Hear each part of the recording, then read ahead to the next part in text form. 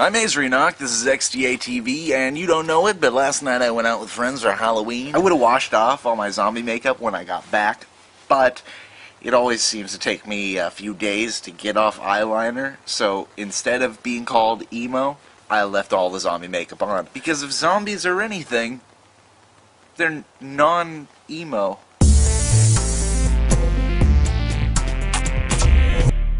It's week 43 of 2011, and as you can see, I'm sitting outside. It's because people are sleeping inside. This way I can be a little bit louder. Not too loud. It's morning, but it's early still, and I don't want to wake up the drug dealer that lives on the corner. He gets cranky sometimes. Get it? Cranky. So, while I can be louder out here, I can't be too loud, which sucks because I sometimes get kind of loud whenever I'm angry or frustrated. So please, news, don't piss me off. So to start things off, nobody has won the HTC Amaze 4G yet, though several people told me that they're working on it, so shouldn't be long. Also shouldn't be hard. I'm pretty sure I could make this app in App Inventor. And you know what? If it turns out that nobody wants the Amaze, I just might do that. So, on the forums, the HTC Titan, Radar, Sensation XL, Samsung Galaxy Note all planted roots in our dirt. Not that XDA is dirt, it's a gardening metaphor. Also, more devices were added to the Legacy forums, so if your device is missing, that's where it is. And now, here's Bob.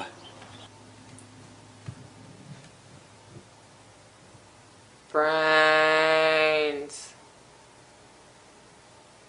Brains. Brains. Brains.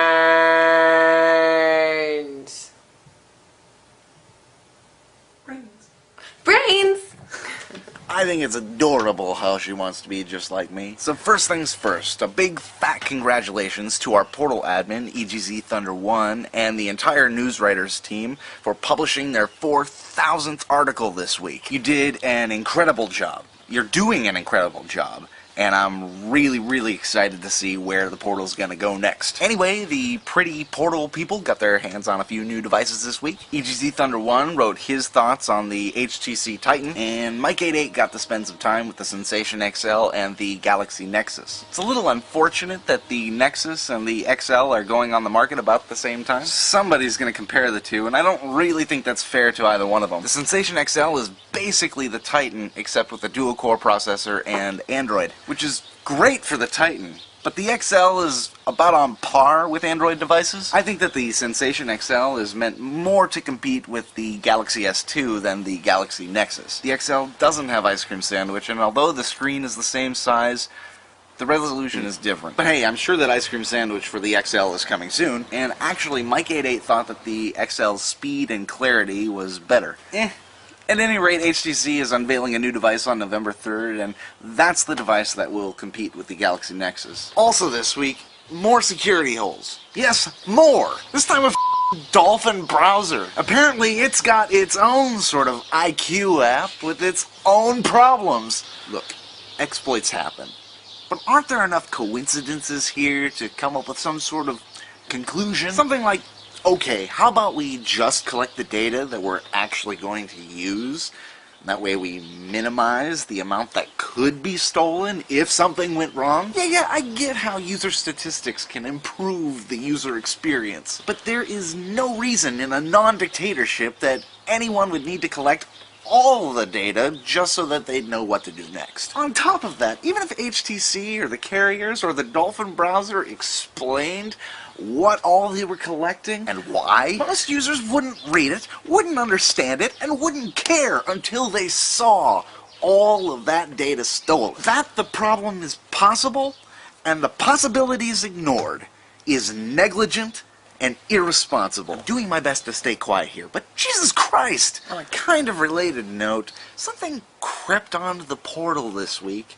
Well, no, it's been creeping for a while. It made itself blatantly obvious this week. Certainly changed how I think quite a bit. US carriers are the enemy. Yeah, I guess that's it. People who don't use an American cell phone provider, There is no possible way that you can understand the power that the carriers have here. I'd tell you to ask any American, but most of them don't know either. So let me give you an example. Well, I was going to talk about Verizon, but I'm trying not to make a scene outside. Just go read that article. The link is in the description. Okay, how about this?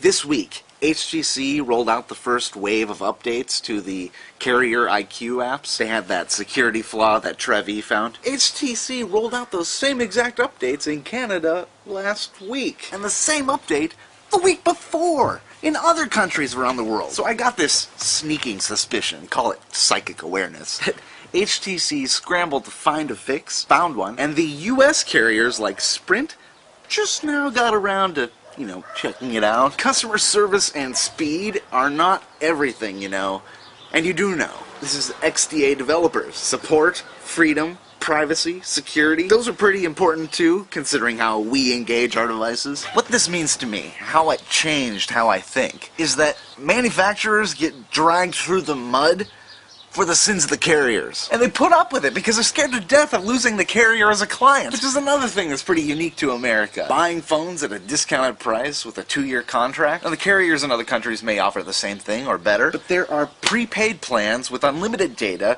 that put contracts to shame, even if you pay the full SIM-unlocked price for the phone. Also, a large percent of the phones sold outside the US are not bought at a carrier store. In America, that's exactly where pretty much all of the phones are bought, at a carrier store or one of its licensed dealers. And why? You know that you can get a prepaid SIM card with unlimited data for 50 or 60 bucks? I just found a prepaid service called Straight Talk that has unlimited everything for $45 per month or less, depending on how many months you want to pay at the time. So factor in the cost of a SIM-unlocked phone of your choice, and I guarantee you it's still cheaper than what you'll get from a US carrier. They are seriously evil. And that's the moral of the news this week. I hate carriers. Yeah, I have my beefs with the manufacturers, but I feel like I'm pressuring them to do better. But the carriers? This wall is more likely to give a shit about right and wrong and how it treats people. Always in my way, wall. Huh? What's that? You're offering a door now?